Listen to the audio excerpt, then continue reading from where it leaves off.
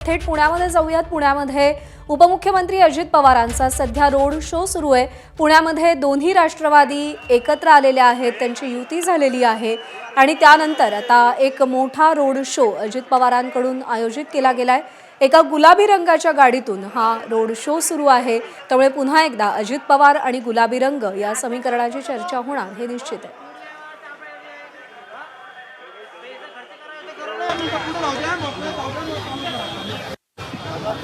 काही माहित नाही, मी माहिती घेतल्यावर बोलतो।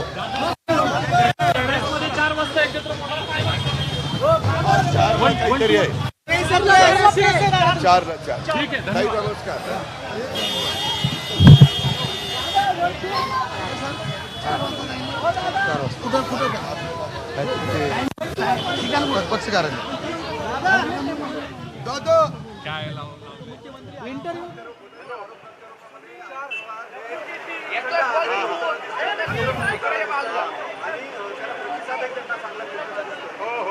प्रचाराचे अवघे काही दिवस शिल्लक आहेत, त्यामुळे राज्याचा कानाकोपरा पिंजून काढण्यासाठी सगळ्या पक्षांचे वरिष्ठ नेते आता सभा, रोड शो, रॅलीज करताना आपल्याला दिसतात।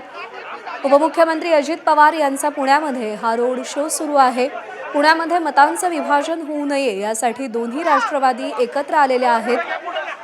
राष्ट्रवादीमध्ये फूट पडल्यानंतर ही निवडणूक पहिली आहे जिथे दोन्ही राष्ट्रवादींचं मनोमिलन झालेलं आहे। पवार काका पुतणी एकत्रितरित्या निवडणुकांना सामोरे जातात आणि उमेदवारांचा प्रचार करण्यासाठी अजित पवार सध्या रोड शो घेतात।